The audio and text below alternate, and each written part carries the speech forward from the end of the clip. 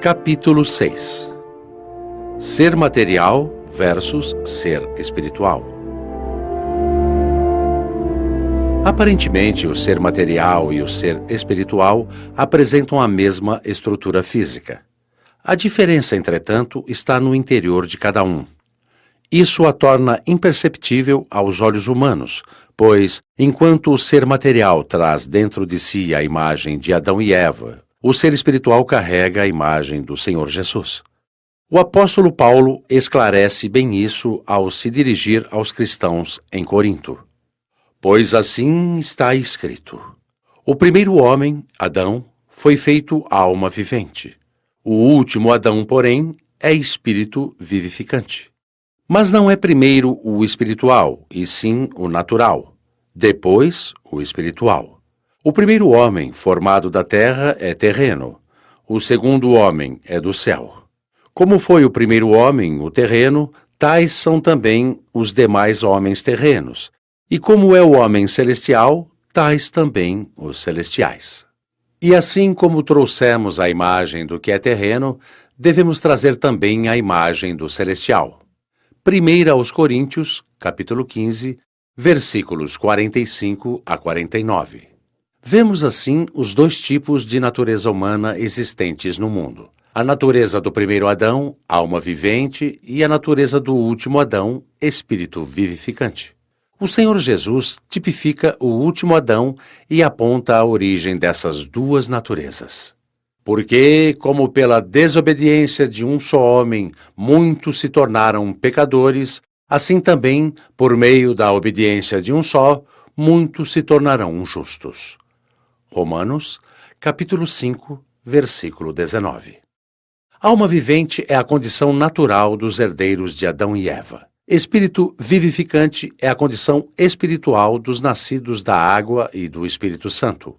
O primeiro, o ser carnal, terá a morte eterna. Já o segundo, o ser espiritual, a vida eterna. Todos os seres humanos herdaram de Adão e Eva a natureza corrupta e, consequentemente, pecam. Por conta disso, todos estão sujeitos ao juízo final para a condenação eterna. Com a vinda do Senhor Jesus, o último Adão, surgiu uma chance de salvação para todos os herdeiros do primeiro Adão. Porque, ao carregar sobre si todos os pecados da humanidade, o Senhor Jesus abriu uma oportunidade de salvação para aqueles que o elegerem como Salvador e submeterem suas vidas à sua palavra. Portanto, o primeiro Adão é a origem dos nascidos da carne, enquanto o segundo Adão, Jesus Cristo, é a origem dos nascidos do Espírito.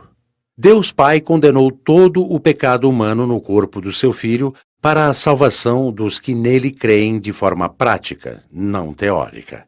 É a partir da fé prática nos seus ensinamentos que os filhos do primeiro Adão recebem milagrosamente o poder de serem feitos filhos de Deus. São regenerados e feitos segundo a imagem do segundo Adão. Quer dizer, a oportunidade do ser humano, com a natureza carnal do primeiro Adão, receber a nova natureza do segundo Adão, Jesus, e ter sua natureza espiritual. Para que isso ocorra, o ser humano tem que se sujeitar às condições requeridas pelo segundo Adão. Pois, da mesma forma como em um casamento ninguém se casa sem que haja acordo entre as duas partes, e para manter o casamento tem que haver sacrifício de ambas as partes, no casamento com Deus, o Senhor Jesus já fez o seu sacrifício e espera o mesmo daquele que nele crê.